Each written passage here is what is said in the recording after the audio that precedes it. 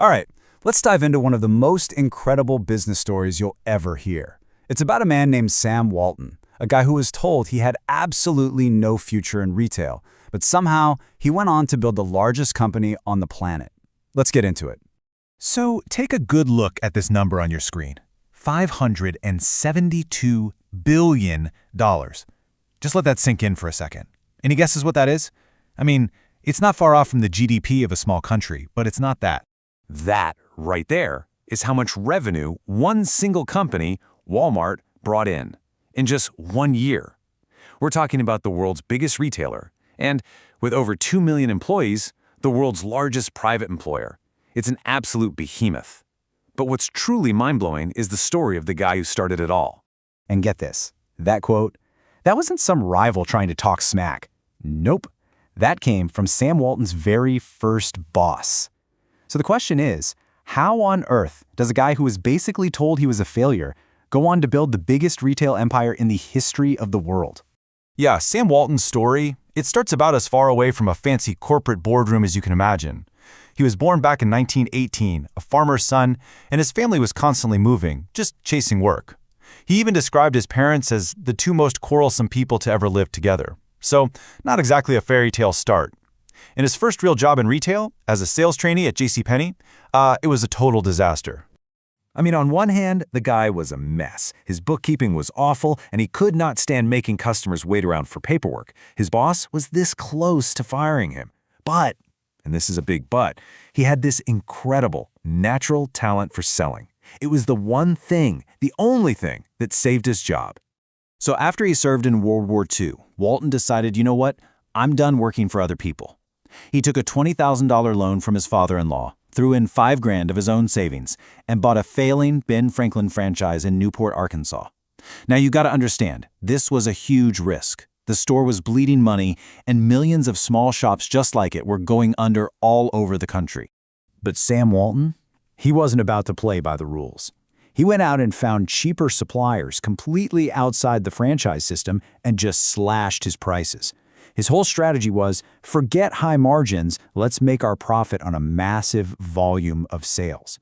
And wow, did it work. Sales just exploded, up by more than 65% in just 3 years.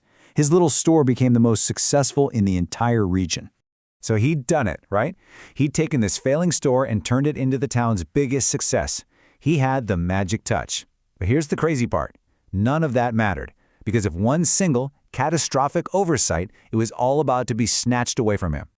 See, in all his excitement to get started, Walton had made a classic rookie mistake. And this wasn't some small slip-up.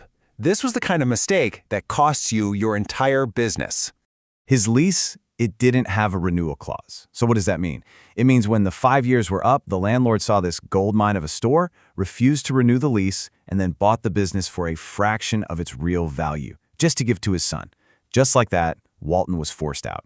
And you can just feel how crushing that was from his own words. Imagine that. You build the best store in the region, you pour your soul into the community, your kids were born there, and now you're literally being kicked out of town.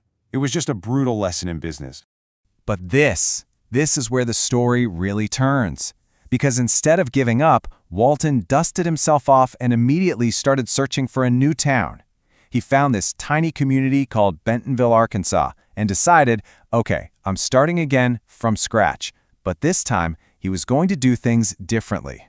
And you want to guess the very first thing he insisted on for his new store? You got it, a 99-year lease. He had learned from the single lowest point in his life, and he was determined to never, ever let that happen again.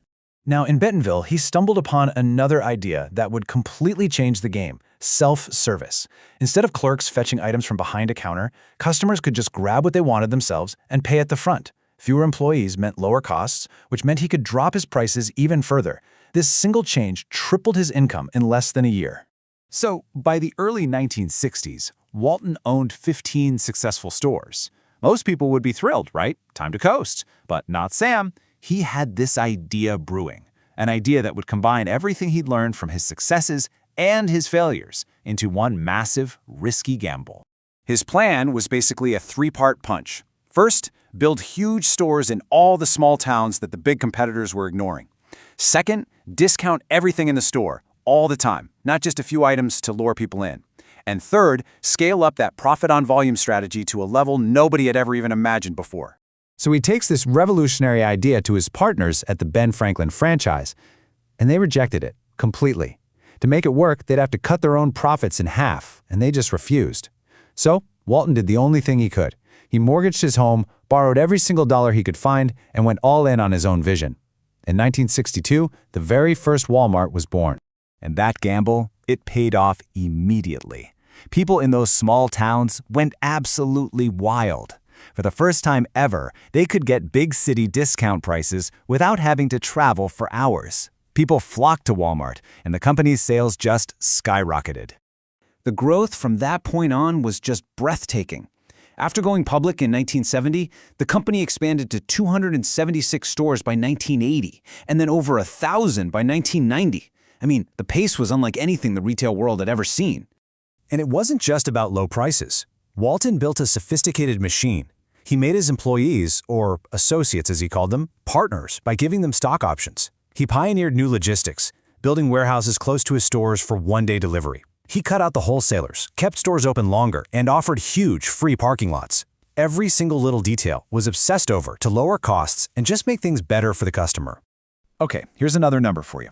Let's say you were an early believer and you invested just $1,650 when Walmart went public back in 1970. What do you think that investment would have been worth by 1987? The answer is over $700,000.